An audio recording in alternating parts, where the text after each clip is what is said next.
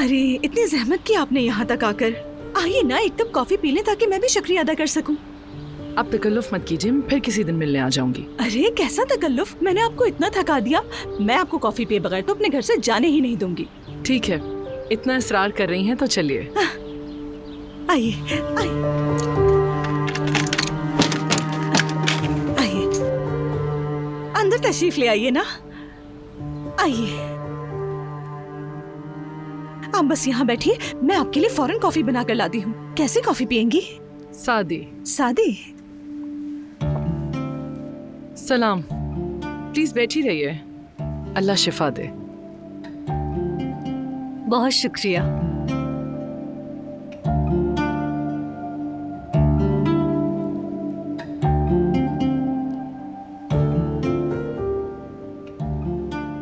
दरअसल मैं बीमार नहीं हूँ, प्रेग्नेंट हूँ, और वो भी माशाल्लाह से ट्विंस हैं। थोड़े से कॉम्प्लिकेशन जरूर है, इसीलिए आराम कर रही हूँ। ओह वाकई, बहुत मुबारक हो फिर तो आपको। अल्लाह सलामत रखे, बच्चे वालिदैन के लिए बाइसे फख्र बने। आपका बहुत बहुत शुक्रिया। एक साथ 2 बच्चों की खुशी नसीब होगी आपको। बहुत बड़ी जिम्मेदारी है, मगर बहुत बड़ी खुशी भी है। वाकई बिल्कुल ऐसा ही है, बस अल्लाह सब कुछ अच्छा कर दे। अगर आप चाहें तो मेरे हॉस्पिटल में अपना नाम लिखवा सकती हैं। मैं हर तरह से मदद के लिए हाजिर हूँ।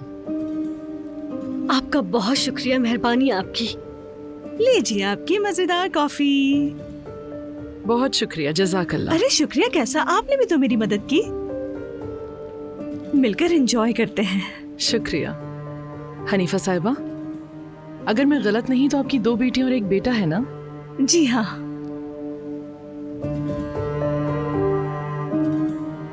कितनी खूबसूरत तस्वीरें हैं सबकी।